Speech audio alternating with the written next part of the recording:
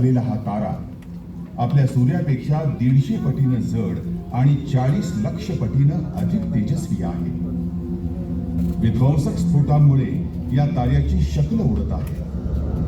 शकलातून बाहेर फेकले जाणारे नायट्रोजन, कार्बन, ऑक्सिजन आणि इतर मूलतत्व अंतराळात फैलावत आहे.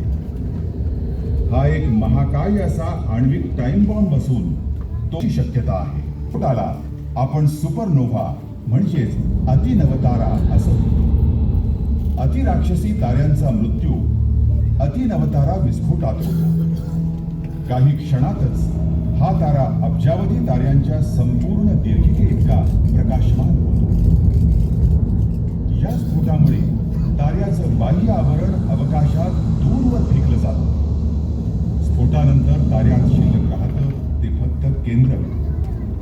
ते संकुचित केंद्र काही किलोमीटर व्यासाचं असून तेलवाहू जहाज किंवा 6 कुतुब मिनारांच्या इतकं सहज होईल. स्फोटातून बाहेर पडलेल्या वायूंचं तापमान इतकं जास्त असतं की हजारो वर्षानंतरही ते आपण ओळखू शकतो. आपल्या सूर्यासारख्या लहान ताऱ्यांचा मात्र मरताना स्फोट होत नाही. ते प्रथम प्रसरण पावतात आणि नंतर आकुंचन पावत जाऊन अवकाशात वायू सोडत जातात. यापासूनच होतात असे प्रेक्षणीय ग्रहीय तेजोमेघ.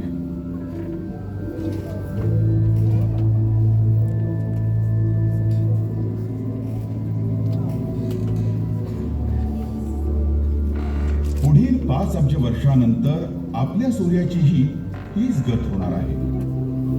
पृथ्वी आणि इतर ग्रह त्यावेळी ढगांच्या दाट थरात बुडलेले अंधारमय असे थंडगार बर्फाचे गोळे झालेले असतील.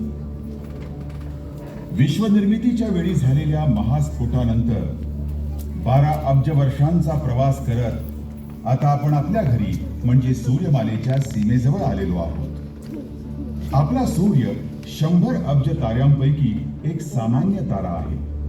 प्लुटो आणि त्याचा एकमात्र चंद्र कैरन हे आपल्या सूर्यमालेच्या सीमेवरचे पहारेकरी. प्लुटोचा आकार पृथ्वीच्या 1/5 असून दगडपुंज. त्यानंतर येतो तो नेपच्यून किंवा वरुण. सूर्यापासून हा आपल्या पृथ्वीपेक्षा 30 पट दूर आहे आणि याचा व्यास पृथ्वीच्या चौपट आहे.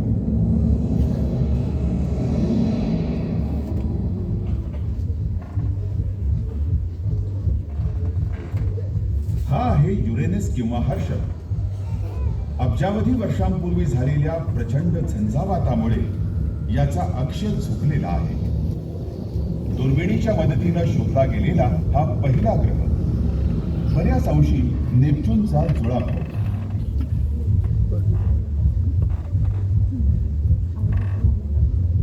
शनी वलयांचा राजा.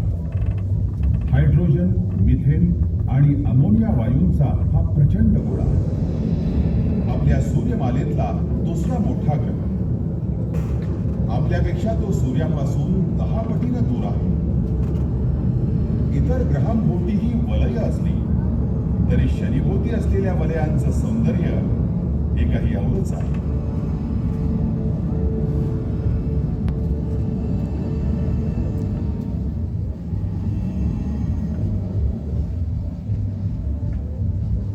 शनीपेक्षा निम्म्या अंतरावर असलेला गुरु सूर्यमालेतला सर्वात मोठा ग्रह. गुरु इतका मोठा आहे की तो सहज 1300 पृथ्व्या घेऊ शकतो. त्याचे 16 ज्ञात उपग्रह आणि 65 धुळी वलय संशोधकांसाठी रहस्यमय खजिना असून त्यावर संशोधनही सुरू झालं.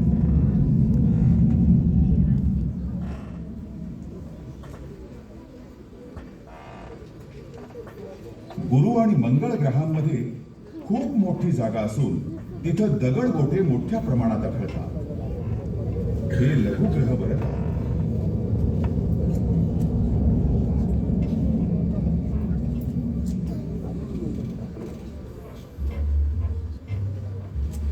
दगडी बुटके म्हटल्या जाणाऱ्या 4 ग्रहांपैकी सर्वात दूर आहे मंगळ.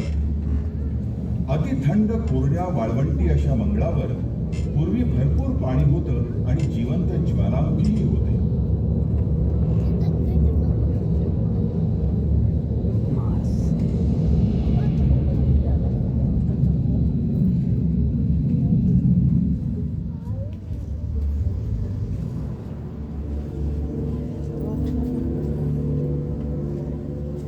धूमकेतू.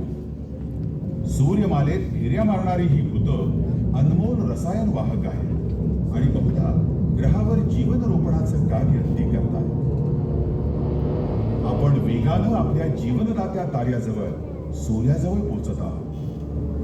हायड्रोजन आणि हिलियम वायूचा हा गोळा 15 कोटी किलोमीटर अंतरावर आहे. तो एक महाकाय अणुभट्टी असून जवळजवळ 5 अब्ज वर्षांपासून आपल्या कुटुंबातील ग्रहांना उष्णतासून निघालेला छोटासा ग्रह बुध. पृथ्वीच्या अर्ध्या आकाराच्या या ग्रहावर अब्जावधी वर्षांपूर्वी प्रचंड उल्कापात झाल्याच्या खुणा आजही दिसतात. त्यानंतर दुसऱ्या नंबरचा ग्रह शुक्र. पृथ्वी इतकाच मोठा पण कितीतरी वेगळा.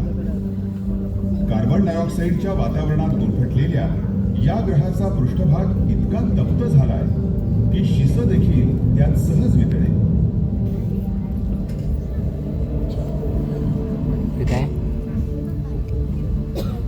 चंद्रासवे निळी पृथ्वी हे आपलं अवकाशातलं ग्रह. बाजूला चंद्र. या ब्रह्मांडात मानवानं केवळ चंद्रावरच पाऊल टाकलंय. केवळ 3,80,000 किलोमीटर अंतरावर असलेल्या चंद्रावरचं हे लहान पाऊल पुढं कधी काळी इतर ग्रहांच्या मानवी अवकाश यात्रांची नांदी ठरू शकेल. तोपर्यंत तरी या अफाट विश्वात केवळ या नाजूकशा निळ्या बिंदूवरच जीवसृष्टी अस्तित्वात असल्याचं म्हणता येईल.